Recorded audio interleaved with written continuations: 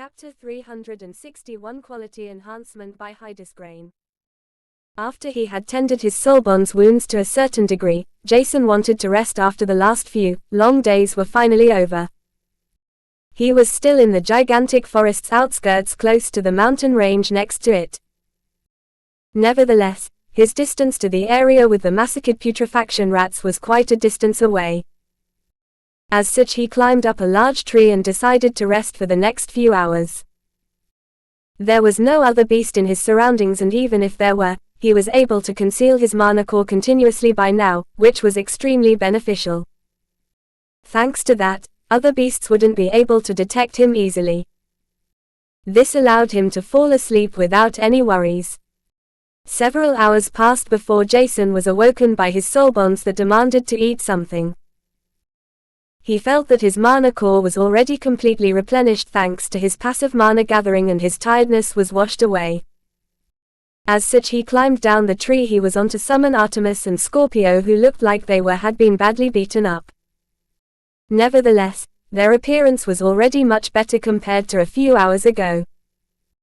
With that in mind, Jason couldn't help but smile lightly as he took out his Soulbond's food from his spatial ring. After that, he caressed them a lot, thanking them for their hard work, which caused the Black Origin flame to emerge from his soul world as it transmitted a thought that was supposed to mean something like, "What about me then?" Grinning lightly, Jason thought that caressing the Black Origin flame was not really possible because it didn't possess a body and he could only stare at the compressed fist-sized flame which floated in front of him. "You did a good job too," Jason said to the Black Origin flame, while Artemis and Scorpio eyed the flame with suspicion. Artemis hadn't been on good terms with the Black Origin flame, but that was solely because of the instinctive repulsive feelings it got from everything that had to do with flames. It terrified her, and she was not sure why this was the case.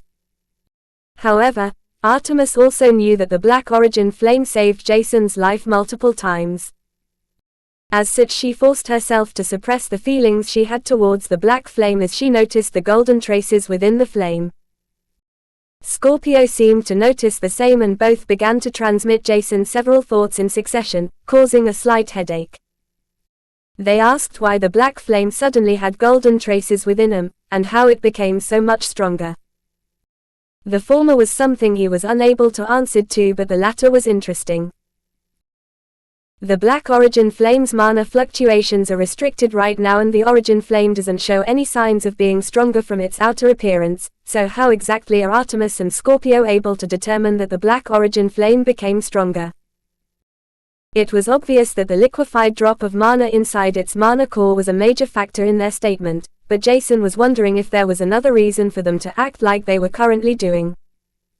After asking him about that, Jason found out that they sensed that the Black Origin flame's aura changed substantially. This was something he had overlooked. After he took a proper look at the Black Origin flame's aura, Jason had to acknowledge that it had definitely changed a little bit. Nobody knew why the black flame had traces of a golden color within them, and he could only assume that it had something to do with his soul world. Jason was unsure if that was the case, but it was definitely possible. After he had fed Artemis and Scorpio, he requested them to remain inside his soul world until they fully recuperated, as the soul world's healing ability was superb. The Black Origin flame followed Artemis and Scorpio, leaving Jason, who was already in his own train of thoughts. Now that he had received his baptism and that the Black Origin flame evolved into a Tier 1 Origin flame, Jason's strength skyrocketed immediately. After the baptism, his mana core size and physical strength increased to that of an average 1st to 2nd level master rank, while his mana core rank was only that of a 5th expert.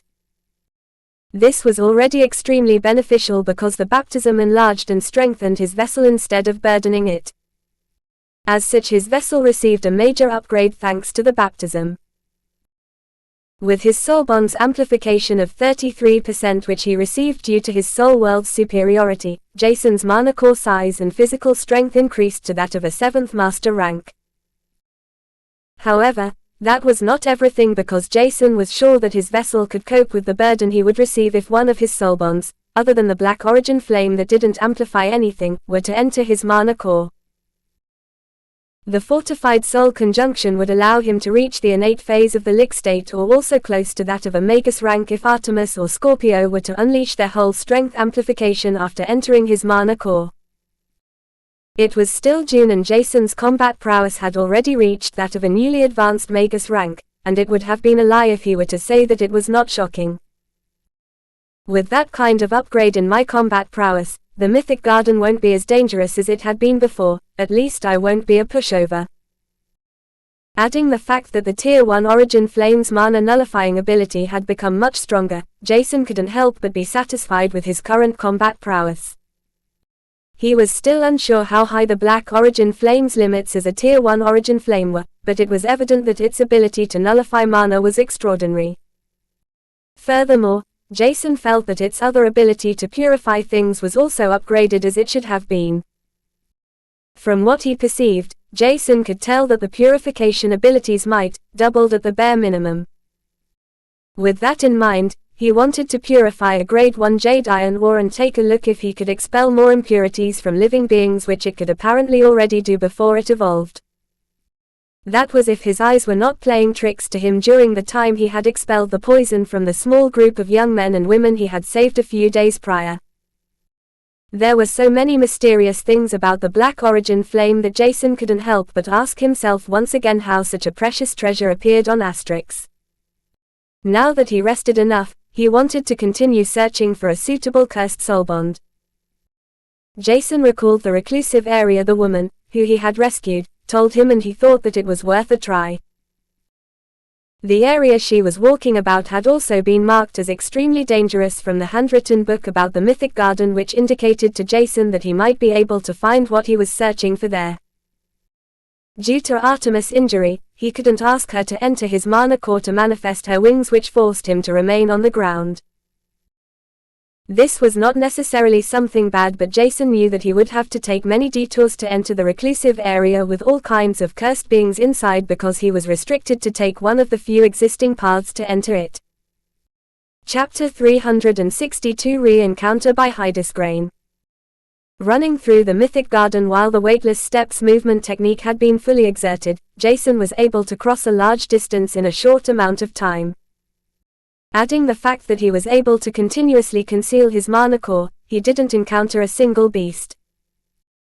This was also thanks to his mana eyes, and Jason didn't have any issues with other young prodigies obstructing him in any way either. Thanks to the young woman's detailed guide with the exact location where he had to vent through in order to enter the reclusive area of the Mythic Garden, only a few hours had passed before Jason arrived in the adjacent area. Looking around, he searched for the path through the mountain range which he approached. Jason was not sure if it was the same mountain range he had seen before, but it was definitely far away from the area he dug the burrow below the gigantic tree. As such, it didn't really matter, and if it were to be the same mountain range, the reclusive area would be larger than he assumed it to be. Almost half a day passed before Jason found a path through the mountain range, which was only possible because of his mana eyes, otherwise, it would have taken much longer. They perceived tiny mana fluctuations extremely well, which allowed him to predict where hollow areas were and where a path through the whole mountain could be. After his mana eyes had been refined, his eyesight increased by a few times too. This allowed Jason to not only see further and more in detail, but the mana fluctuations became more vibrant too. If there was nothing covering the mana fluctuations, Jason was confident to see these fluctuations over a distance of more than 1,000 meters, detailed at that. As such, Jason entered the narrow, hidden path which he had found, carefully. Even if his mana eyes were almost perfect, Jason was still uncomfortable with the thought of encountering beasts similar to the untraceable drakes that his mana eyes couldn't perceive through their completely concealed mana cores and mana fluctuations. However, this didn't hinder him from walking through the narrow path with fast strides. He was still careful, but Jason was also aware of the fact that manaless beasts or beings that could conceal their mana completely were very rare. If he were to act slow and overly cautious on every occasion, he would waste too much time, too many times. The narrow path was filled with strong mana currents and Jason felt energetic, absorbing them while walking through the path for more than 3 hours before he saw a bright light at the end of the path. Refraining from rushing towards the entrance to the reclusive area, Jason used his mana eyes to see how the surrounding area looked like. This was important to see whether the area he would enter was placid or currently filled with ferocious beasts, tearing each other apart. Surprisingly, what his mana eyes perceived was weird. Not only was the area littered with several dozen dying beasts at the late unblemished rank, but there were still more than 100 beasts fighting against a small group of humans and beasts. "Should I take a look?" he asked inwardly, not knowing what exactly he should do right now. However, Jason had to leave through the narrow path either way. As such, it might be better to encounter a small group of humans. It was not like everyone in contract with the Jewel family would be bad, because the group he encountered prior to them didn't seem hostile either. Jason entered Mythic Garden's reclusive area with his pseudo-mana grade 2 light longsword unsheathed, ready to fight at any time. He knew that it might be unnecessary, but it was still better to be on the safe side than dead. Dazzled through the light, his eyes required a few seconds before they adjust to the bright sunlight that was a strong contrast to the dark, narrow path. Taking a look around, he saw that the surrounding area was a large jungle with many tropical-looking trees, bushes, and plants. Everything released strong mana fluctuations, and Jason was sure that there was not a single, cheap bush or plant around him. The mana in his surroundings was also much denser and purified to a certain extent, which astonished him a little bit. However, before he could awe the reclusive area further, Jason noticed that the small group of humans with their soul bonds seemed to be in a prickly situation. This was because they were fighting against a large group of thunderstorm horses at the late unblemished rank. There were even 2 magical ranked thunderstorm horses that fought against the only lowest lick stage in the group. Fortunately, she also had a lowest lick stage soulbond, which was equivalent to the low magical rank that was fighting with her against the 2 lowest lick stage thunderstorm horses. Their fight was on equal terms and nobody was overwhelming anyone, which caused the fight to stagnate. Unfortunately, this couldn't be said for the other young prodigies who were at the peak master rank, fighting against more than 100 late unblemished thunderstorm horses at once. Out of the 4 youths at the peak master rank, there was only one who was able to fight against the thunderstorm horses head-on. Rather than that, one could even say that he was stronger than them, while the other 3 youths were being overwhelming, which caused the youth with blonde hair and blue eyes to fight against everyone alone. Staring at this youth, he noticed a shocking familiarity that was proven correct when he noticed that this youth was the one he had already encountered after he entered the Mythic Garden. His light affinity was amplified by his physique that had been refined, and only now did Jason realize that there was a small beast on his shoulder. It was a white meerkat with faint blue stripes on it. This meerkat was at the initial phase of the lick stage, which it showed by manifesting thin, compressed needles of light it shot towards the thunderstorm horses. They were unable to evade the needles of light that pierced through them without any resistance. After Jason saw this, he was confident that the small human group would come out victorious without any issue. This was, as long as the thunderstorm horses at the lowest lick stage were unable to overwhelm and kill the young female prodigy that was also at the lick stage. In the end, the only disadvantage the small human group had was to face or evade over 100 attacks, manifested out of the thunderstorm horses' thunder affinity. While 3 out of 4 peak master ranks were overwhelmed and injured, the same happened to their soul bonds that were weaker than Jason expected. Only the blonde-haired youth with the light affinity was balancing out the other's seemingly shallow strength. However, Jason also noticed that this youth was unable to use versatile attacks which one might use against multiple opponents at once. The meerkat was restrained to manifest light needles, spears, and other means to attack single individuals one after another, while the youth with his light affinity was proficient in using his spear. Is that the light affinity's disadvantage? Jason asked inwardly when he saw the young woman at the lowest lick stage was injured by 2 compressed thunder strikes.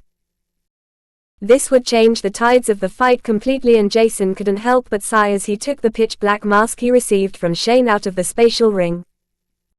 Chapter 363 3 Clowns by Hydesgrain. The Black Origin flame had entered his mana core, and he utilized it to envelope himself in a faint layer, thinking that it might negate the Thunder Horse's attacks by a small degree. Jason was still not profound in the Black Origin flame's new ability to nullify mana, which he wanted to change. Testing out things would help a lot, and it was not like he had to use a lot of mana for his experiment. Thanks to the fortified soul conjunction he had with the Black Origin flame, and the fact that it entered his mana core gave Jason several perks. His mana consumption while using the Black Origin flame's inherited black flame affinity would be minuscule. Furthermore, Jason's mana circulation was already superb before, thanks to his innate talent, the first baptism he received, and the Netherworld's fort body refining he underwent. Nevertheless, this superb mana circulation increased by a large margin after Jason received his second baptism. As such, he didn't even have to think properly about what he wanted the black flame to do. Jason was several hundred meters away from the fight, and he knew that throwing several dozen black flame spears would require too much mana. That was if he wanted them to retain their shape and fly in a straight line. "I should have purchased a better bow," he lamented inwardly, calling himself names to have forgotten to practice archery, thinking that using elemental attacks as a means to fight over a long distance would be good enough. He had a mid-grade 1 bow with reinforced arrows inside his spatial ring, but throwing icicles would be more efficient in both velocity and impact. If he were to exert all of his strength, Jason was confident to use a mana grade 2 bow which he could use to shoot high velocity and impactful arrows. However, he neither had such a bow nor arrows he might use. As such, he had to use a different tactic. Exerting the weightless steps movement technique to accelerate his speed by 60%, Jason also manifested several tiny and compressed black flames which he enveloped in a thick ice layer. It had been some time since he used blazing icicles to fight against someone else, but that didn't mean he never practiced and developed them. While the black flame within the icicles was at a low temperature that began to slowly heat up, Jason shot them towards the horde of thunderstorm horses at a wide angle. After the burning icicles shot towards the thunderstorm horses, his connection with them was severed, which caused the icicles to melt naturally. However, this procedure was slow enough to allow the icicles to descend straight into the most crowded areas of thunderstorm horses as they burst open. The black flames that were barely held together by the thick, compressed ice around them erupted with the mana Jason had used to manifest them. Large explosions resounded through the surrounding area, and Jason perceived that everything he wanted to achieve with this attack had happened. More than a dozen thunderstorm horses had been injured from the black flame, that had the strength to injure a lowest lick stage if used properly, decreasing their combat prowess by a large margin. Nevertheless, even more important was the fact that the explosion within the thunderstorm horses' center distracted them from the other young prodigies, creating a mass panic. The two thunderstorm horses' leaders wanted to refrain the group from separating when another batch of explosions occurred within the crowd of thunderstorm horses. Jason's mana consumption with such attacks was negligible, which caused him to be overjoyed. His sub-area's passive mana absorption allowed him to attack as much as he wanted if he were to refrain from using attacks that used up too much mana. The small blazing icicles he used weren't such high mana consumption attacks, and they were unable to injure anyone badly as long as he didn't hit someone with it directly. If he used more mana to create the blazing icicles, it would be different, but there was no need to do that. As such, Jason rushed towards the 3 peak master ranks that were astonished about the sudden interference of an unknown individual, which caused them to look around. Seeing this, Jason couldn't help but frown because they were as distracted as the thunderstorm horses, which was not what he wanted to do. Instead of killing the panicking thunderstorm horses, they searched for him. Only the blonde-haired light affinity user, who had to belong to a big family, if not the Jewel clan because of the evident fact that he refined his physique, started to kill the thunderstorm horses by thrusting his spear at them at a fast speed. Meanwhile, the lowest lick stage meerkat manifested several light needles one after another to kill the distracted beasts as soon as possible. When Jason reached the three young prodigies that stared at him in awe, he couldn't help but sigh as he passed them to start slaughtering the remaining thunderstorm horses. Meanwhile, the light affinity user who saw him, nodded his head with a faint smile before he rushed towards his teammate at the lowest lick stage who was fighting against the two thunderstorm horse leaders. He didn't enter close combat but utilized his affinity as the meerkat did to attack them through a long distance. The battle's tides changed once more and only 4 minutes passed when Jason was done slaughtering the remaining thunderstorm horses.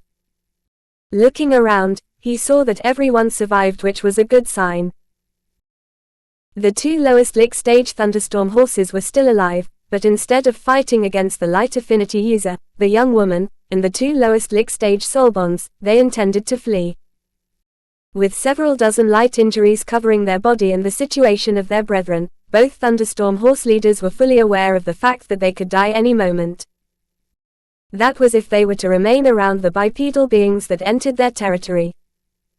However, before they could even do anything, two black fireballs that had the size of the horses' heads flew towards them, hitting their back. The thunderstorm horses released instinctively electric currents around the area that was hit by the black fireball, which caused the fireballs to explode. With a pained neighing, the two thunderstorm horses lost all energy as they slumped to the ground, where they continued to bray in pain. Ignoring their pain, the blonde-haired youth manifested two large, yet compressed light spears which he shot towards each of the thunderstorm horses. Piercing their chest, the thunderstorm horses' bright, vivid eyes dimmed in an instant.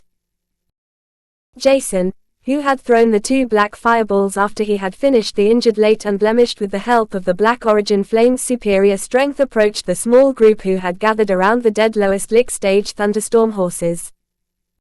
Upon seeing him, the three youths stared at him in suspicion without lowering the guard. When Jason saw this, he couldn't help but smile lightly behind the pitch-black mask, because the three youths who were distracted in the earlier fight were now on guard against him. If I wanted to do something against any of you, I could have waited for the thunderstorm horses to do the job. Furthermore, I could have killed you, three clowns, when you guys stared at me in awe the moment I rushed to the thunderstorm horses. Chapter 364 How Is That Unlucky? By Hydesgrain. Clowns. Hearing this, the three young men at the peak master rank glared at Jason threateningly. It looked like they wanted to tear him apart, only to be held back when they remembered that Jason had saved their life. The blonde-haired youth was the youngest in the group of 5, but at the same time, he was also considered the most important. He chuckled for a moment when he heard how Jason called his 3 team members whom he found within the Mythic Garden. After that, he turned serious again. Hello, my name is Milan Jewel and I would like to thank you for helping us out. I'm not sure if we would have come out unscathed without your help. Jason nodded his head, seemingly unbothered about Milan hailing from the Jewel clan as he said. That's no problem, I just entered the reclusive area and would have to fight against the thunderstorm horses either way. As such, it was beneficial for me too. Looking at his appearance and behavior, he should be more amiable than Suo Jewel. But why is he inside the Mythic Garden with such a weird team constellation? Shouldn't he be able to form a stronger team? The only acceptable teammate would be the young woman who was able to fight against 2 lowest lick stage beasts that liquefied a few drops of mana. Meanwhile, the 3 young men might be strong outside the Mythic Garden, but their lack of real combat experience was evident and rather disadvantageous. It looked like they focused on increasing their mana core rank for several years without going out to hunt strong beasts. However, Jason couldn't be sure about that because he was unaware of these young men's past. Thus, he decided to be blunt as he asked. Did you 5 form a team after entering the Mythic Garden? Jason asked this question surprised Milan and the rest because it was not something one would ask under normal circumstances. The young woman was able to answer the fastest as she said. We met on the way to the reclusive area and decided to team up. Averting his gaze to Milan after he heard this, The blonde-haired youth could only look at Jason, who was still wearing the pitch-black mask, with confusion. What does he want from me? Milan noticed that Jason was powerful, despite being at a lower mana core rank than all of them had. His combat awareness and the Black Flame's strength were superior. Adding the fact that his mana core was sealed to an almost perfect degree indicated to Milan that Jason might be the perfect sixth member of the group. I was separated from my group because we encountered a Boneflame centipede. I'm just glad that I survived that. It might be sudden, but if you want to join our team, we could need your strength. Jason was wondering why Milan wanted him in his team when he heard his offer, and it could have been because he saved them and that they lacked more combat strength. However, on the other side, there was also the possibility that he could betray them. Wait. If they're a newly formed team, everyone might betray each other at some point. A single valuable treasure might be enough to wreak havoc among their team's trust. He never had the intention to join a team from the beginning, which caused him to shake his head as he said, I'm not a team player and I might reduce your combat prowess by jumping straight into the fray, obstructing you guys in some way. Milan nodded his head, understanding that he shouldn't try to coax Jason into joining their team if he was against it from the beginning. It might create a bad balance between all members, and Milan couldn't help but sigh. If there is something else we can help you with, just ask. We have to thank you for saving our lives, or at least saving us from receiving serious injuries. The three young men who glared at Jason before nodded their heads reluctantly, thinking that the young masked man was their life savior. As such, they owed him a favor, which was also what the young woman thought. She knew that it would have been unfavorable for her if Milan were to be a little bit later to support her in fighting against the Thunderstorm horses with liquefied mana drops in their mana core. When Jason heard this, he remembered a few beasts which he saw in the handwritten book about the Mythic Garden. In that case, do you know where the Dead-Eye Centipede's habitat is? Jason was unsure what to think about Milan because he hailed from the Jewel clan, but it didn't look like he was a bad guy. At least that was what he could tell from seeing how he behaved and what his gut said. He was still hesitant to let new people close to him since the incident with Old Drake, but Jason was also aware that Old Drake was much older than most humans. With that in mind, he also saw more than most people would ever do in their life, and this might have changed his behavior slowly. Milan looked like a bright guy, which might be because of his refined body that released a faint light affinity aura. When the small group Jason helped out heard his question, they were a little bit dumbfounded. One of the three young men at the peak master rank couldn't help but ask, "What do you want from Dead-Eye Centipedes? They're blind and beasts between the awakened and unblemished rank. Their curse might weaken someone a little bit, but their corpse is worthless compared to other beasts inside the Mythic Garden. They don't even have an affinity to make them valuable as a soul bond either." Jason smiled behind his mask when he saw their reaction, and the young man's words were certainly true. However, the Dead-Eye Centipede's curse was something he wanted to investigate. Their curse was similar to being weakened. Some stories within the handwritten book about the Mythic Garden were about the Dead-Eye Centipede's curse weakening someone's entire being, which would have been the same as the cursed panther Jason saw before. Yet, other stories about the same curse written in the book told that only the soul would be cursed and not the entire being. The latter was more interesting to Jason because he was searching for a soul world curse and not a curse that would weaken his entire being. He didn't want to see his entire soul world being weakened, but if the worst case scenario would occur, it was better than nothing. At least he wouldn't receive any major disadvantages through that. Maybe his soul world would decrease in size, but that was not really something Jason was afraid of. His soul world was still increasing in size with each additional soul energy unit Jason obtained, thus he was confident that seeing his soul world being cursed wouldn't be the worst. Milan, who pondered for a moment after hearing his question, couldn't help but wonder why Jason wanted to find the Dead-Eye Centipedes. He might be one of those weird freaks who wants to bind a cursed being to see if these curses can be transferred to other, or he knows about the mana vein. The latter option was more likely, and Milan decided to be straightforward again. Don't put it wrong, but we will enter the Dead-Eye Centipede's territory. There is a small mana vein below the area their habitat should be, which you might already be aware of. I don't want to push you into joining our team, but it would be better for either of us if you join us. Alone, you won't be able to find the mana vein. Furthermore, this year the small mana vein should resurface. This is something that hadn't happened for a few years, where it had only been partially revealed. I don't know if you understand the dangers of the Mythic Garden well, but I think if you saw it to a certain extent, you should be able to imagine how the area around a resurfaced mana vein should look like. The surface will be flooded by the strongest beings within the reclusive area. Furthermore, I doubt that we are the only ones who want to gain benefits from the mythic vein too. When Milan finished his short speech, Jason couldn't help but mumble in confusion. There is a mana vein where the Dead-Eye Centipede's habitat is. Why am I so unlucky? When everyone heard this, they couldn't help but eye Jason, who was still wearing the pitch-black mask weirdly, and their thought was in unison.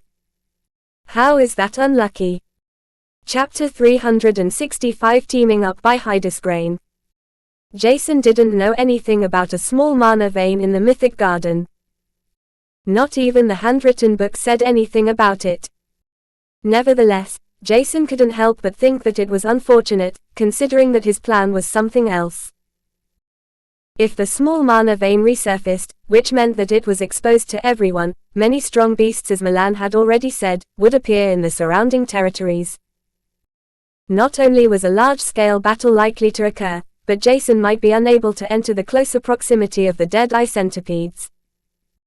That was if they were to survive against the stampede of more powerful beings. He didn't bother about the looks he received right now, and Jason had entered his own train of thought when Milan approached him. I don't know what you mean with unlucky, but if your only goal is to find Dead-Eye Centipedes, you should join our team. As you might know, our family governs the Mythic Garden for a very long time, and we know it better than anyone else.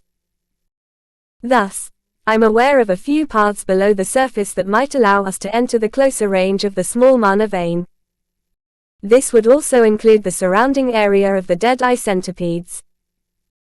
In the end, the Dead-Eye Centipedes lived below the surface, so you might as well join us directly. Look out for whatever you're searching for, and reap the benefits of an exposed mana vein with us. Milan told himself to not coax Jason into joining their team, but somehow he was doing the exact opposite, which he had noticed only now. Smiling dryly, he couldn't help but think that something about Jason told him that he might need them. As such, he subconsciously tried to coax the black-masked youth into coming with them. When Jason heard what Milan said, he began to wonder why they needed him, but thinking about the three young men's combat prowess, it was not really difficult to understand Milan's reasoning. Even if they were to approach the mana vein from below the surface, there would be strong beasts. There should be fewer, but these few beasts should be enough to be considered a major threat. However, Jason was also aware of the fact that a small mana vein might give him a huge opportunity.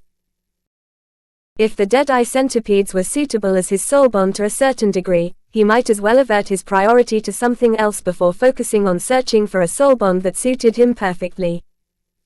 That way, he would have the Dead-Eye Centipedes as plan B. Once he was stronger, it might be possible for Artemis or Scorpio to enter the magical, or rather Lick stage, which was how Jason decided to call all ranks from now on. There was no need for him to think of everything like mankind was still doing, because he was already aware of the devastating truth. While humans had several ranks for every little thing, other races used one stage to name 3 to 4 ranks in mankind's ranking system at once. Jason knew that mankind's cultivation system would be revamped sooner or later, and it was better if he faced reality every single day instead of postponing this thought. With that in mind, Jason thought that entering the Lick stage, or rather attaining a combat prowess on par with a Lick stage beast, was the most important task he had at hand. That was after he investigated if the Dead-Eye Centipede's curse was suitable to decrease his soul world's amplification. If it was possible to absorb mana from an exposed mana vein for several months, Jason might as well break through several times, to enlarge and strengthen his vessel at the same time. After that, he would have lots of new opportunities to use. Reaching the combat prowess of an average human at the lowest lick stage wouldn't be a dream anymore. There was no need for Jason to hesitate. The only thing he did to reassure that his decision was not wrong was to inspect everyone's mana core, size, and transmuted mana again. Jason did this to figure out how safe it was to travel with the group of 5. While the 3 young men at the peak master rank had been distracted by his arrival before, it didn't truly determine how strong they were. The fact that they survived facing more than 100 thunder strikes at a time spoke volumes about the true capabilities. Being distracted might have been caused by a different external factor. After sizing everyone's mana core up, Jason notices something he didn't expect. From what he could tell, Milan was younger than Suo by at least 1 or 2 years. While Suo was already at the lowest lick stage with a few liquefied drops of mana, Milan seemed to have just started liquefying his mana too. There was an infinitesimal drop of mana in his mana core which Jason had been unable to see in the beginning. Only by standing calmly, without moving a single inch, could his mana eyes perceive this. As such, their team consisted of 3 peak master ranks, Milan who would enter the lick stage soon, and 1 at the lowest lick stage. This was not the best composition, but Jason thought that it was much better than entering the surrounding area with the mana vein around without anyone's support. After understanding this, Jason accepted Milan's offer, thinking that it might be better to join someone who knew more about the Mythic Garden than he did. Once everything was decided, they separated to gather all Thunderstorm horses. Jason collected some inside his spatial ring before he transferred them to Milan, who said that he could take them. However, instead of taking something that didn't belong to him, Jason wanted to fight for his own resources. Milan couldn't help but think that the young man behind the black mask was sincere and genuinely kind, which was something hard to find in influential families. Everyone was overly confident in their own strength and behaved like this. It was hard to find someone down to earth in big families, even less if one's parents tried to influence someone in a certain way. After his high mana mastery and soul awakening had been found out, Milan's parents tried to coax him into socializing with all kinds of heirs from big families. However, Milan didn't like to put on a facade, which was the reason for him to avoid certain events where he was supposed to meet up with a few particular families. He knew that his own clan was not the best, and Milan was also aware of the fact that they had a small slave market on Terebrine, but little did he know about the true, dark side of his clan. Jason, however, was strong and genuine. He didn't put up a facade, and even if he wore a mask to hide his identity, one could tell that he was powerful with someone strong backing him from the shadows. As such, Milan thought that it might be a great idea to create amity with Jason within the Mythic Garden. His parents told him to make a few ties with influential families and big clans, but that was not what he wanted to do. If I were to say that I created amity with one big family, it might be enough. I guess. At least it's better than nothing. With that in mind, Milan, who was previously rather reluctant to say anything, started to speak about all kinds of things with Jason and the rest.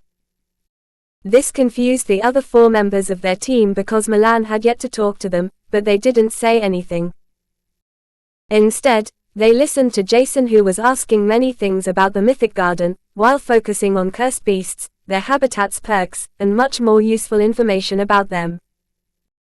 This caused everyone to conclude that the young man behind the black mask was truly one of the freaks who tried to find a suitable cursed beast to form a contract with.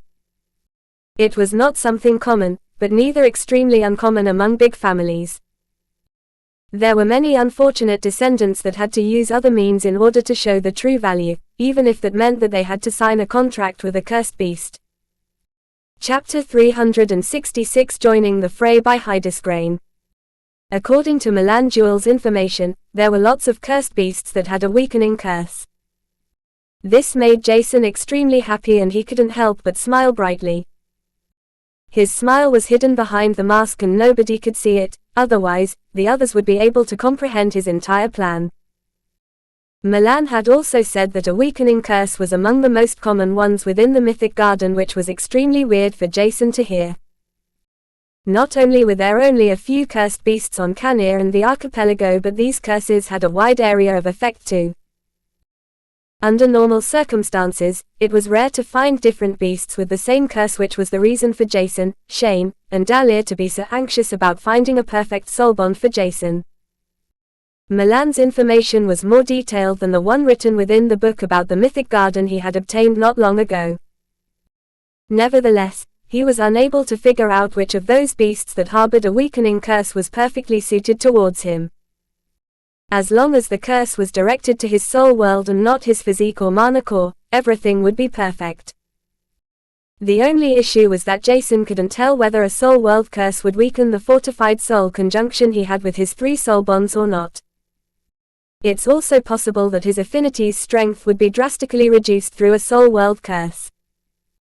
There were also other traits of his soul world that could be reduced and weakened by a large margin with such a curse. Yet, the most important trait Jason paid attention to was the fortified soul conjunction, which was the connection he had to his soul bonds and the fact that his soul bonds inherited their affinity to him. Other than that, Jason didn't mind his soul world's size deflating or his soul energy replenishing speed decelerating if he were to be cursed.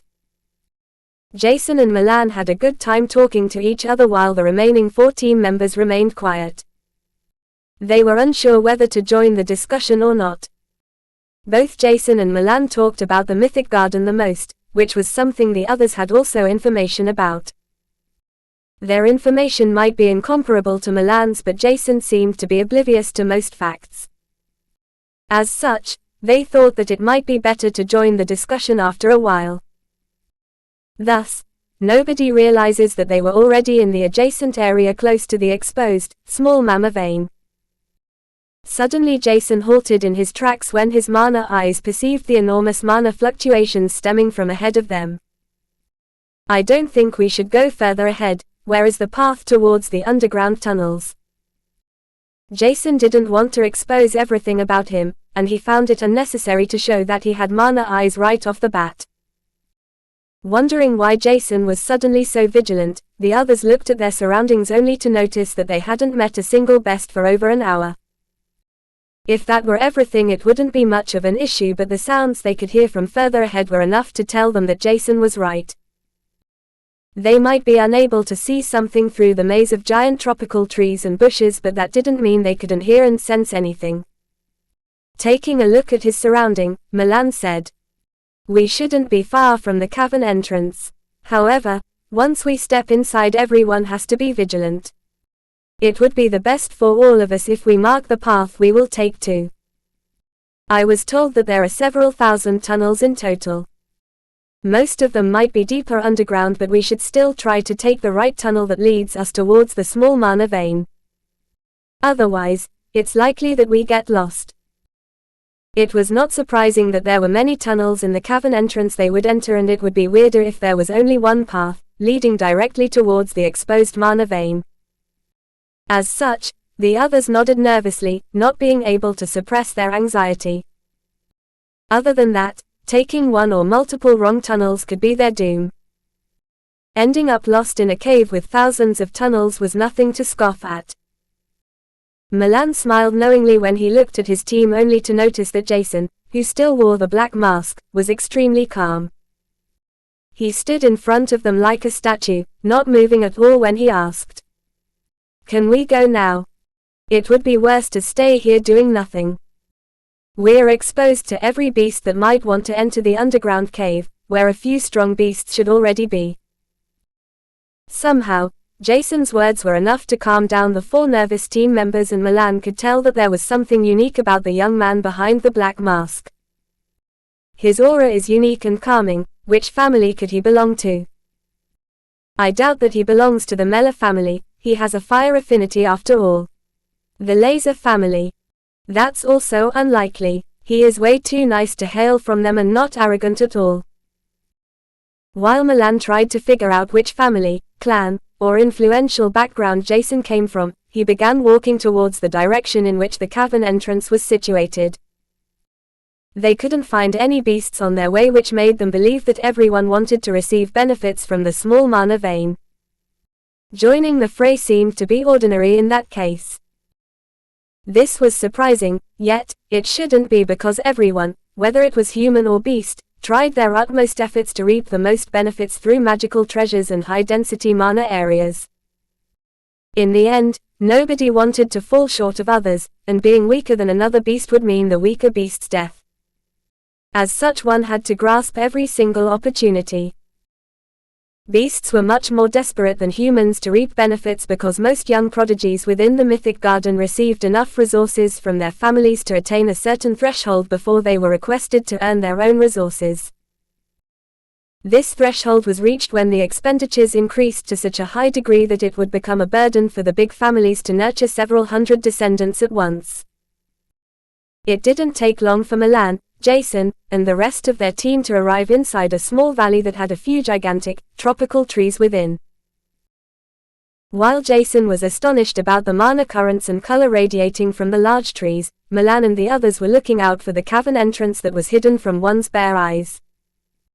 Jason would be able to find the entrance easily, but he was distracted by his surroundings. He didn't even start looking out for the entrance, which was eyed oddly. He didn't come to the Mythic Garden to create some nice memories, right? This is not like a resort where you can do vacations, the others thought, and only Milan stared at Jason more intently, asking himself what Jason was trying to see in his surroundings. After a few minutes, Jason regained his composure, and the first thing he did was to look out for his team members that were still searching for the cavern entrance that other young prodigies from the Jewel clan had hidden by using several mechanisms. One of the mechanics the youths were searching for was an illusion rune that was supplied from the surrounding mana. However, when Jason took one look at the valley, he was able to tell, almost immediately, where the entrance they were searching for was situated. As such, he approached said location without hesitation. Standing in front of the entrance, he touched the flourishing grass, only to notice that he was unable to grasp it. As expected, an illusion rune. It's a complex one too. I guess this rune had been previously inscribed somewhere and pulled off through an inscription transfer device, or maybe rune. Either way, it had to be expensive. Staring at the illusion rune with interest, he shouted, "I found it!" Attracted by this, the other rushed towards him, only to see Jason playing around with the illusion projected by the rune. Milan was happy that they finally found the entrance to the underground tunnels, which allowed them to join the fray with the other beasts and young prodigies. Rather than that, they were at a small advantage with other young prodigies because they didn't have to face or avoid as many super strong beasts as they would have. Chapter 367 This Idiot Again. By Hydesgrain. Stepping through the illusion, they entered a darkness-enshrouded cave in which nobody was able to see anything. Even Jason was unable to see much, only the mana fluctuations around him could be perceived. However, that was not important because Jason had his black flame affinity, which could lighten up the surrounding area. Yet, this was not necessary because Milan manifested several bulbs of light around everyone to brighten up their surroundings. Taking a glance around, one could tell that the cave was nothing special. There were no elemental crystals or any kind of ores within the walls. However, that was not surprising given the fact that this cave seemed to be used quite often. One thing that interested Jason was the fact that the large cavern hall they entered first looked like it was created after a huge fight. This was not shocking, but it interested Jason as it indicated that there might be stronger beasts inside the cave than they initially expected.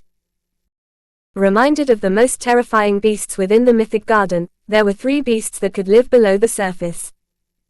At least he couldn't think of more. However, it was still possible for more beasts to enter the underground cave with its thousands of tunnels. Jason felt neither uncomfortable nor overly comfortable after he thought about the possibility of multiple strong beasts habituating below the surface because it was obvious. Right now, Everything was extremely dangerous and it would be suspicious if they could approach the small mana vein without encountering a single beast. Slowly stepping through the large first cavern hall, Milan found something that caused him to frown, which the others also noticed. Approaching him, they found a small piece of fabric and footprints. There was nothing special about the fabric, and the only thing Jason saw through his mana eyes were mana fluctuations. The piece of fabric was made out of expensive, high-grade beast fur that had a fire and wind affinity, while the mana fluctuations Jason perceived were somewhat familiar. They reminded him about a certain person, which caused him to blurt out, "Isn't that from the arrogant idiot?" However, immediately after he said these words, Jason looked at Milan, hoping that the latter didn't hear him, which was, unfortunately, the case. "You know my brother?" Milan asked, confused, not sure where Jason, whom they knew nothing about, could have encountered his brother. Scratching the back of his head, Jason decided to remain honest as he said, "I met him in Asgard, which is a small city on Terebrine. That was right before we were teleported to the small island where the rift is situated. Let's say our encounter was not pleasing and it looked like I was interrupting their banquet." Milan just nodded his head, not saying much about it as he turned around before he announced, "My older brother should be here too, and it is highly likely that he has a large group with him. We are not on good terms, but I doubt that Suo will do anything against us, at least not if someone witnesses it." Jason lifted his eyebrow when he heard how Milan talked about his brother. These family feuds are really crazy. He was unsure whether it had something to do with having a higher talent or being the heir of a clan, but Jason could tell that most big families had many issues. Without saying anything else, Milan continued to walk towards the end of the first cavern hall where they found 10 different sized tunnels. In front of the tunnel that was the most on the left side, they found another piece of fabric from Suo Jewel. Yet, instead of taking that tunnel, Milan cursed at his brother before he took the second tunnel from the left side in the center. Meanwhile, Jason marked down every path they took. More than 2 hours passed and they went through 4 more tunnels among several choices before they entered a large hall once again. During the last 2 hours, they hadn't encountered any beasts and even Jason began to become a little bit nervous. Everyone was wondering if all beasts rushed towards the exposed mana vein, and only after they entered the large hall after 2 hours did they encounter their first beasts. However, more surprising than seeing that several hundred centipedes fought next to gigantic ants, was the fact that their opponents were more than 100 humans with their soul bonds. Jason remained calm when he saw this and sized up every mana core he could see within 2 minutes. He didn't bother about researching everything more detailed, and the most important was how much of a difference the two sides' combat prowess was. In the beginning, before Jason entered the Mythic Garden, he thought that there would at most be a few prodigies at the lowest lick stage by liquefying their mana into drops, but that didn't seem to be the case. There were a few terrifying prodigies at the lowest lick stage, shredding the masses of centipedes and ants as if they were nothing at all. More than 10 people at the lick stage. Jason mumbled, only to notice that Milan looked at him in confusion, which caused him to add, "I meant Magus rank."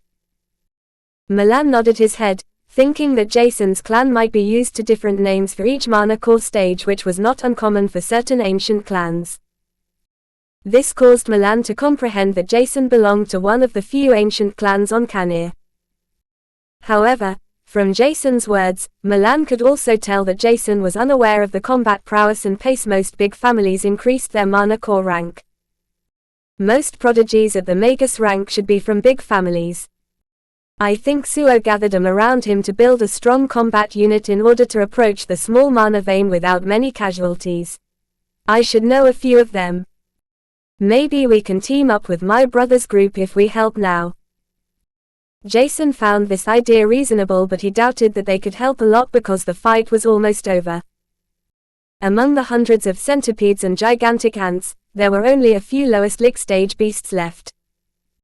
Nevertheless, they approached the large group of fighting prodigies at a fast pace when Jason suddenly noticed something digging through the ground at a shocking speed. Watch out, below. From what his mana eyes perceived, the beast, that was most likely a centipede with multiple drops of liquefied mana within its mana core, focused on one particular youth. This youth with a large, athletic build had black hair with purple stripes in them. His mana core rank was at the lowest lick stage, and he was currently manifesting several bolts of lightning to tear apart multiple opponents at once. Th's lightning bolts were extremely powerful, and Jason couldn't help but acknowledge that lightning and thunder affinities, which were slightly different, had the most explosive strength. However, that didn't change the fact that the youth was currently targeted by the centipede that was on par with a mid-magical ranked beast. From the looks of it, humans liked to differentiate a beast's strength much more than other races, because the centipede's stage would remain being called lowest lick stage until it was at the late magical or even peak magical rank.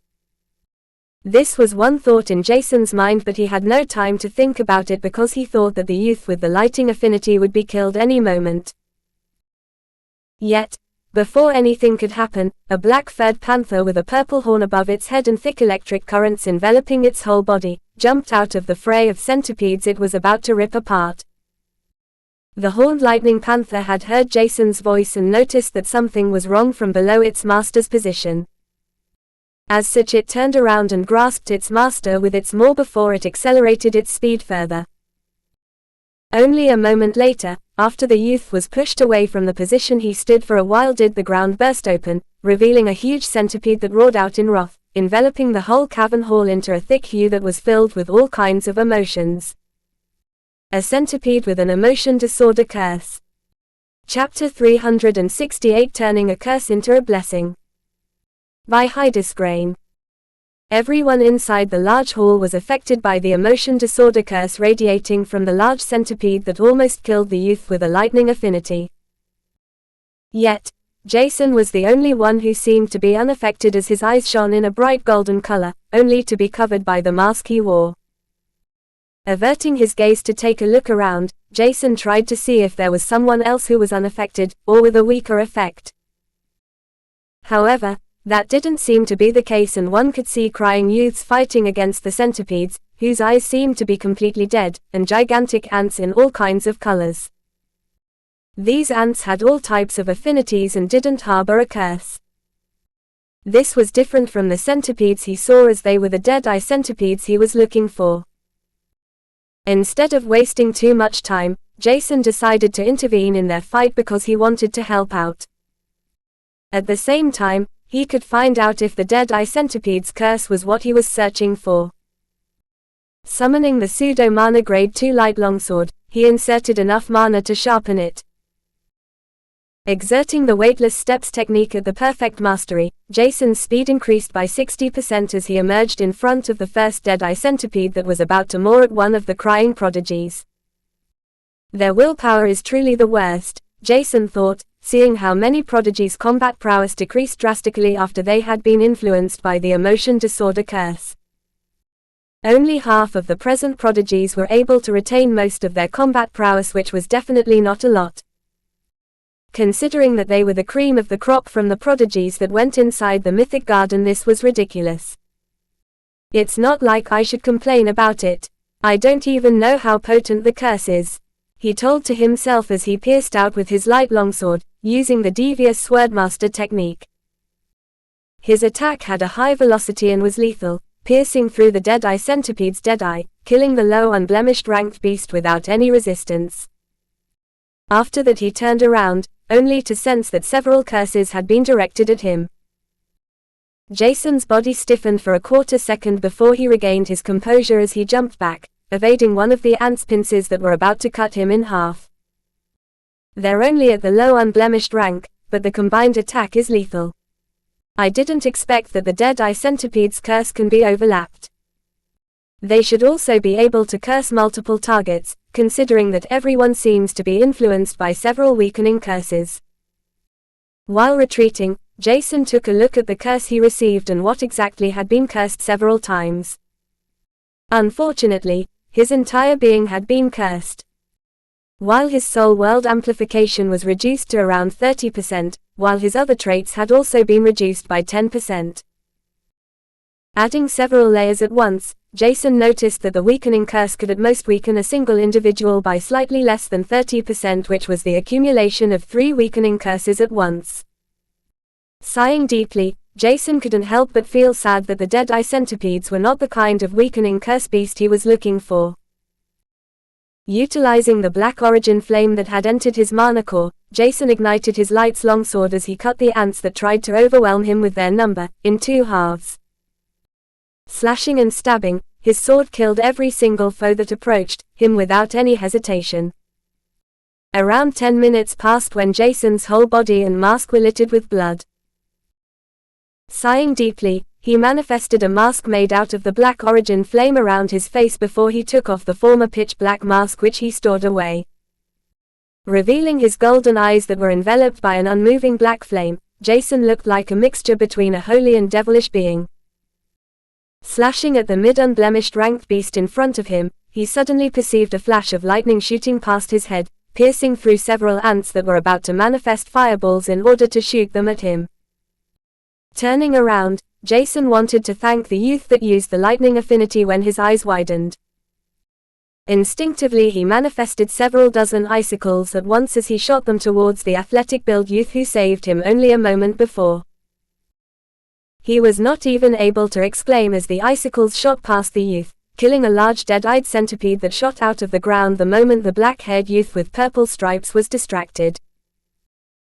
Only a moment after, the horned lightning panther shot past his master towards the centipede that already died a moment ago before it averted its angle to shoot towards the lowest lick stage centipede with multiple drops of mana in its mana core. Most lick stage soulbonds focused on the emotional disorder curse centipedes because it was the most dangerous threat for everyone around them, while the young prodigies focused on killing the dead-eye centipedes that lowered their combat prowess by a large margin. Subconsciously Jason and the lightning ability user approached each other and Jason couldn't help but shout, "Let's team up for a moment, alright?" The youth, who shouldn't be older than 18 years old, nodded his head as he said, "I'm Iska Maldor, thanks for saving me twice, let's keep up our cooperation." Smiling lightly at Jason, he couldn't help but feel intimidated by the golden-eyed youth's ability to control his black flame. However, that was not everything, and it seemed like most beasts at the low unblemished rank tried to avoid fighting against him, which was uncommon in the Mythic Garden, where every beast tried to kill humans by all means. It was as if humans were the common enemy of every single kind of beast within the Mythic Garden, which was also the reason for the dead-eyed centipedes to team up with the gigantic elemental ants. Jason sized up Iska for the first time as he remembered that the Maldor family was one of the families that had a big clan below them, as he saw something wondrous. Did he bind a cursed beast?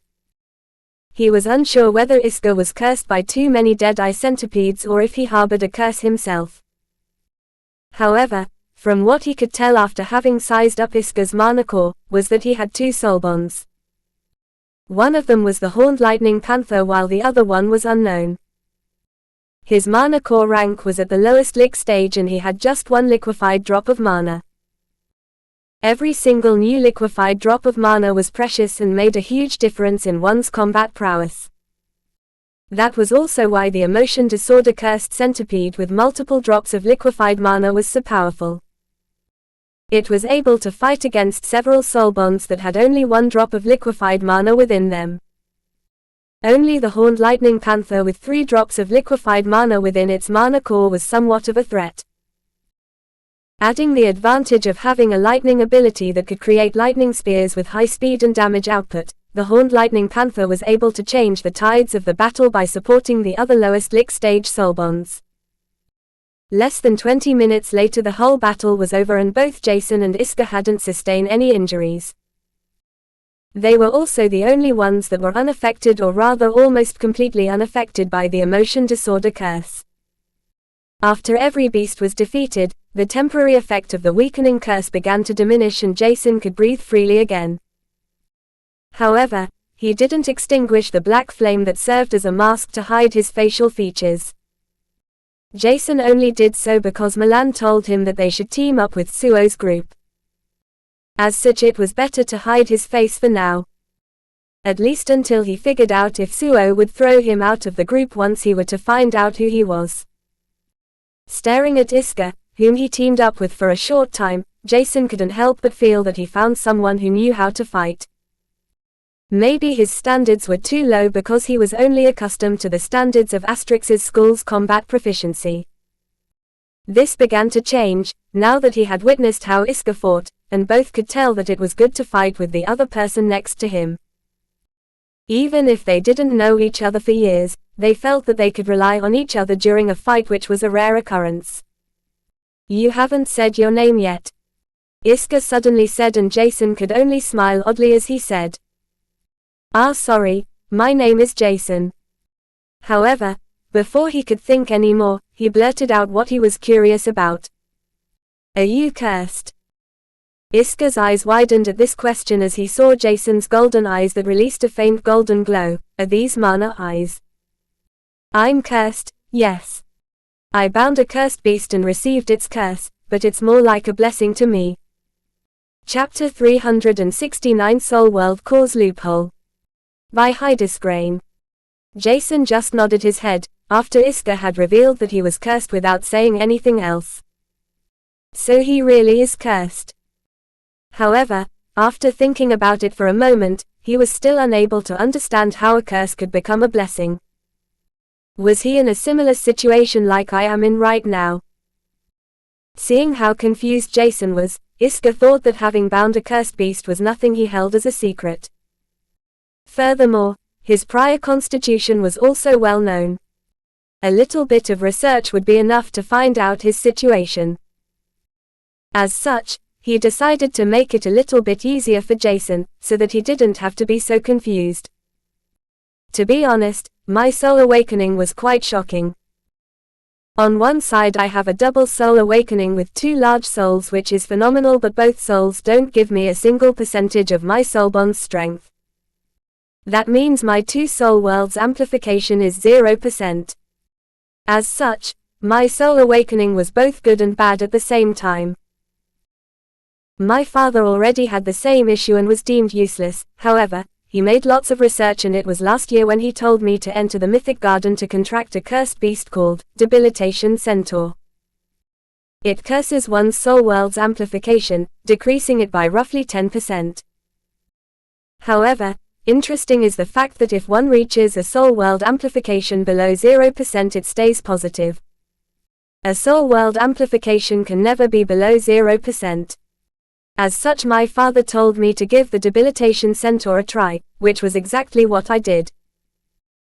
Instead of decreasing, my soul world amplification rose from 0% to 10%, which turned the curse into a blessing. There are some other means one has to pay attention to, but I'm quite fortunate. When he heard this ridiculous story, Jason couldn't help but think that Iska was trying to fool him. Yet, Jason could see his mana core and the transmutation he received. Everything in Iska was a little bit different than it would normally be, which made his story a little bit less suspicious. Nevertheless, even if Iska lied to him, it was not worth being angered about, and instead of labeling his story as stupid, Jason became interested in the Debilitation Centaurs. "So you said that the Debilitation Centaur's curse's only effect is to decrease one's soul world amplification by 10%, isn't that weak? Furthermore, how did your father find such a loophole in the soul world core? Isn't it way too complex?" It was obvious that one would feel weird after hearing such a ridiculous story, but Iska couldn't help but think that Jason believed him more than other strangers would normally do after they heard his story for the first time.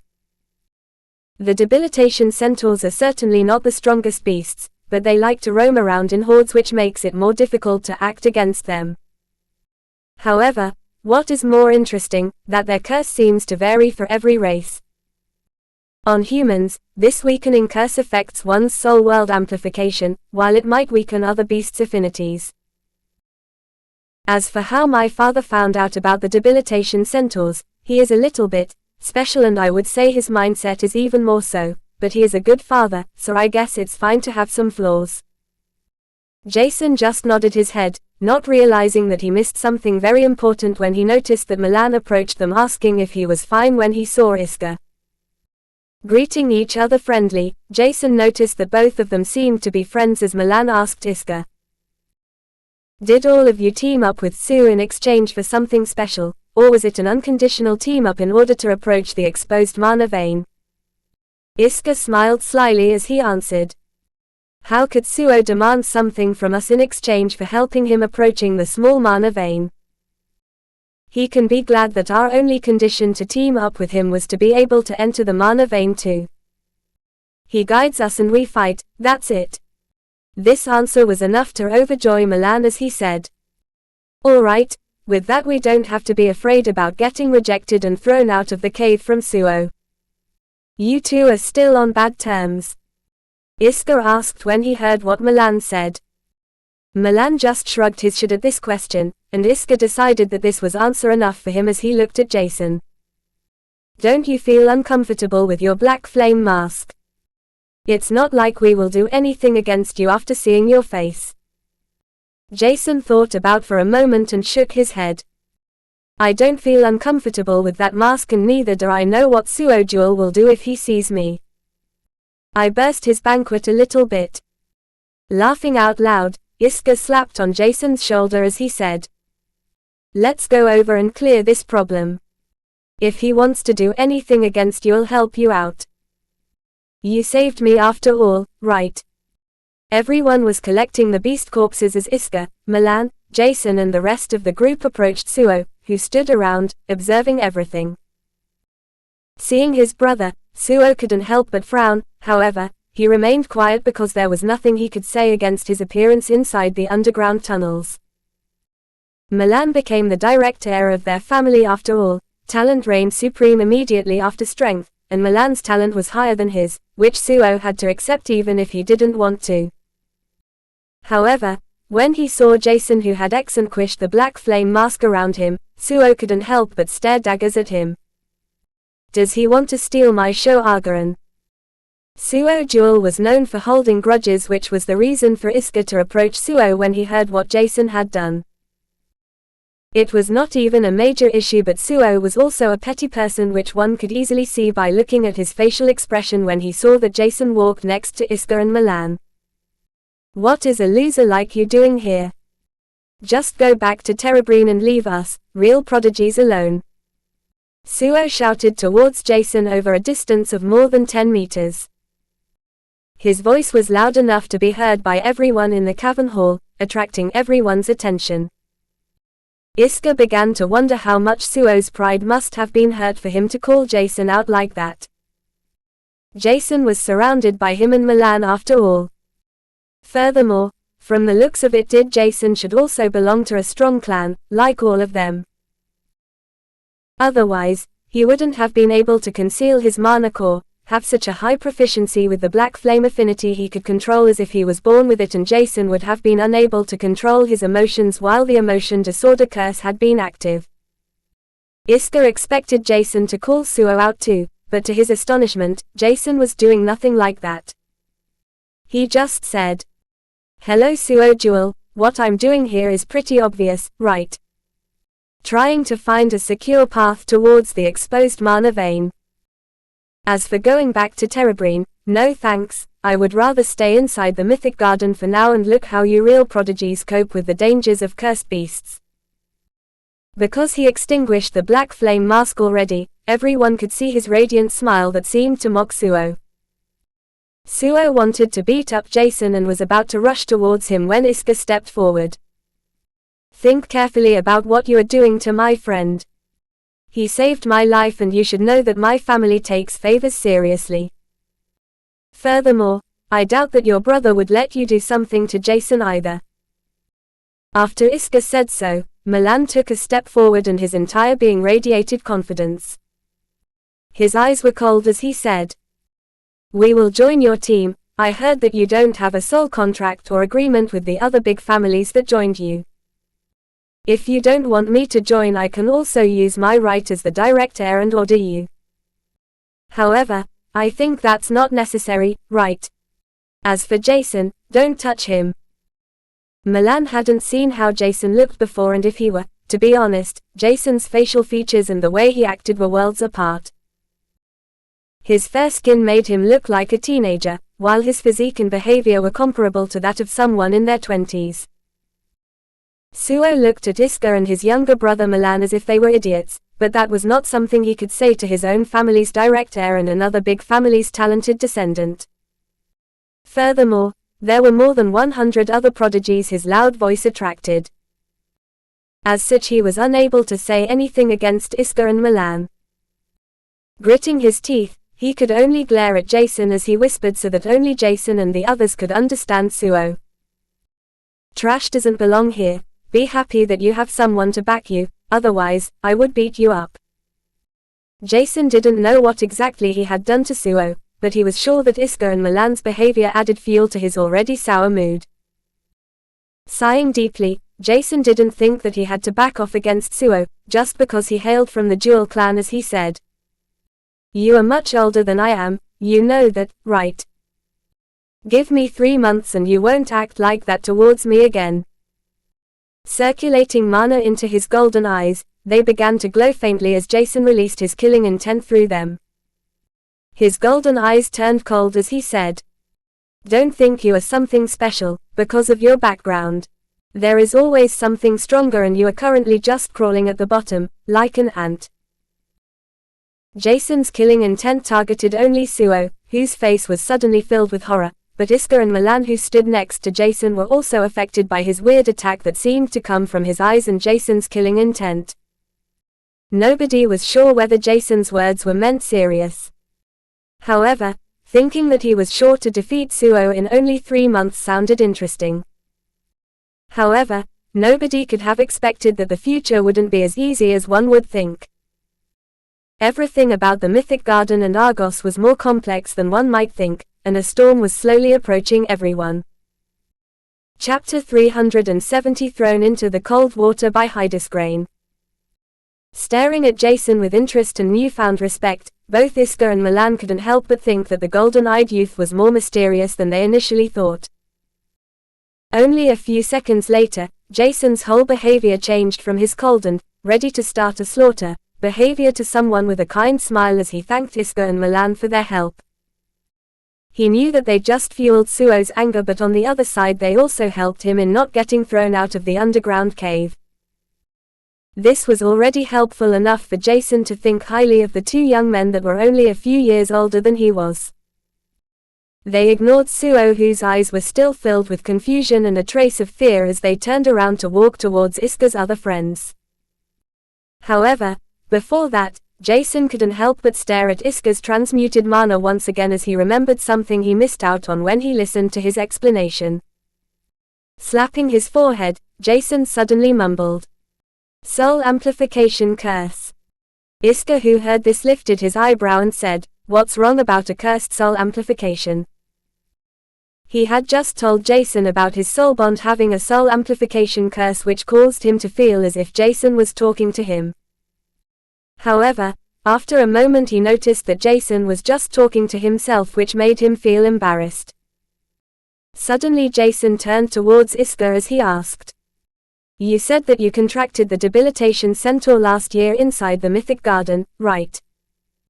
There was also a large horde of them.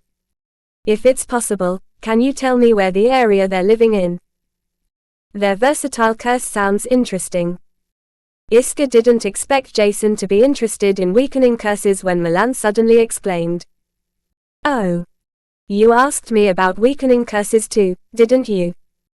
We encountered the Deadeye centipedes only a few moments ago. Were they what you were looking for?" Milan was still astonished about Jason's appearance, and he couldn't even remotely understand why he wore a mask during the whole time. Jason scratched the back of his head and tried to think of what he should answer as he said, "Someone in my family has a huge problem with his high soul amplification. It may sound weird, but he has to bind a cursed beast that curses only his soul world amplification. If he didn't have a large soul world with many spots left, we would say that he should just cope with it, but his body is almost breaking apart." Iska and Milan were astonished to hear this, but they didn't seem to be too shocked about it as Milan said, "So it's like the fairy tale, cursed prodigy.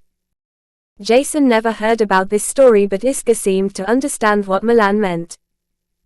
You mean the young prodigy who had a 5-star soul awakening with a high soul amplification?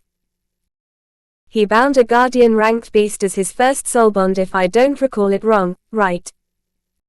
When he heard this, Jason understood that they meant the same story that Dahlia had told him. It's similar to that fairy tale, yes. Unfortunately, it's reality in that case. Iska and Milan turned serious, seeing how Jason's expression changed. All right, let's think about all kinds of cursed beasts that could be suitable for you, relative. A dead-eye centipede is not suitable because it curses everything, and the curse is not strong enough for one's soul amplification to make a big difference. Milan said, pondering what else there could be as Iska said. The debilitation centaur should be a good pick, it only curses the soul world amplification, by 10% at that, 10% are enough, right? When he began speaking, Iska was confident that reducing one's soul amplification by 10% should be more than enough, only to see Jason thinking about his words seriously. It looked like he was not sure whether it was enough or not, which caused Iska to ask curiously. How high is your relative's soul amplification, if I'm allowed to ask? Iska didn't know why, but he suddenly felt like he had to ask politely, which Jason and Milan noticed with a faint smile. Because it concerned himself and not someone else, which would have been something different, Jason could stay honest. If we talk about the perfect outcome, around 15% minus 20% would be the best. Nevertheless, I think 10% would already be more than enough. However, what concerns me is the possibility that the debilitation centaurs could have already been annihilated after you contracted one. 1 year has passed since then, and it's not like I can say for sure that I can catch one. Are there other beasts similar to the debilitation centaur? Milan suddenly shouted out. One-eyed rat. You can easily catch a one-eyed rat. They're at the evolved rank, but their curse is extremely strong. This curse affects the soul world's size, the replenishing pace, and soul world amplification, but it's 20%, which is what you're searching for. At least if your relative can live with a 20% smaller soul world and 20% slower soul energy replenishing pace. Iska nodded his head as he added. There is also the petrification serpent, but that's a beast in a completely different league. Its weakening curse should be the same as the debilitation centaurs because it is also weakening others according to their race. However, to contract even less catch one to take outside the mythic garden, you would have to be at the peak Grandmagus rank. Intently listening to the two young men's words, Jason could felt their sincerity, which caused him to smile as he suddenly thought of something which caused him to blurt out. Even if I were able to catch one of those beasts, will the Jewel clan let me go, just like that? During the time I lived in Terebray, which was not long, I heard many rumors about fabricating evidence to enslave talented youths from lower societies. There are even rumors saying that the Jewel clan has firm ties with foreign races. According to these rumors, the Jewel clan tried to use these innocent slaves to create super soldiers by using addictive cultivation drugs that are said to increase someone's mana absorption temporarily. Will they let me get away from the small island where the mythic garden rift is situated if I were to bring out a cursed beast? Jason had a reason to act like this, and it was mainly to shock Milan, who seemed to be unaware of his clan's schemings. In the end, he couldn't be sure if his assumption about the fact that Milan might be oblivious to his clan's behavior, but in his opinion, it was worth a try.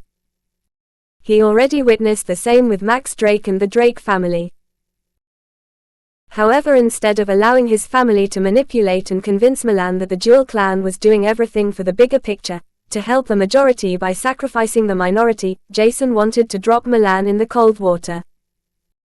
Exactly as expected, one could see Milan's shocked expression, while Iska seemed to be aware of everything, which astonished Jason a little bit as it was somewhat unexpected. Jason, you don't have to be afraid of that. The Jewel clan might be on the wrong track right now, but Milan will definitely change that once he'll be the patriarch. Seeing how confident Iska was about Milan's attitude allowed Jason to comprehend a lot. Furthermore, Isker had also said that the Jewel clan was on the wrong track, which meant that Isker, and most likely his family, were also against the Jewel clan's methods. This was something extremely good, as Milan's quiet and somewhat quivering voice was heard by Isker and Jason, who were the only ones left in the group, as the other four left him to take care of the beast corpses. Does that mean what Jason said is true? Isker, who was more level-headed than Jason expected, noticed that Milan's whole worldview was about to crumble. However, instead of consoling Milan, he could only sigh deeply as he said, "I don't know how you didn't notice anything about that. Where do you think you received your body refining technique from? Isn't it weird that your family has coincidentally found a light affinity body refining technique? A pretty strong one at that too.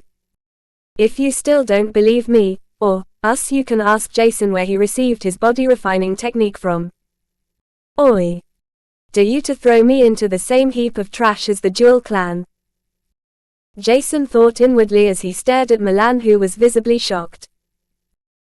It was obvious that his physique had been refined, because it was hardly possible to create such a perfect, unmoving black flame mask without a fortified soul conjunction or fire affinity refined body. Yet, Jason had both, but that was not something anyone knew about. As such, Isker assumed Jason to have a refined physique, which was also correct. "Well, to be honest, my body refining technique belongs to an extinct race, and our family found it in ancient ruins. However, we have another Terra, a blessed graded technique which we received from foreign races. I don't like it, but what can I do? I'm too weak right now to do anything either way." He had to lie a little bit in order to make Milan believe that the Jewel clan was trash, as he added, "If you can't accept the truth yet, visit Terebrine without your family or clan. 1 week, no, 1 day should be enough before you understand that we didn't lie to you." One might think that Jason was a little bit too harsh on Milan, who was a kind and gentle young man. However, Jason wanted that Milan maintained this attitude and not that his family started to manipulate him. He was already 17 years old, and Jason doubted that his family would wait much longer before guiding him into their family's secrets. As such, it was better for Milan to be aware of everything, and it would be even greater if he were to see everything for himself instead of listening to others. Trying to regain his composure, Milan could only desperately say, "Okay. I will visit Terebrine soon. I hope you two were just making a joke about my family. I really hope that's the case."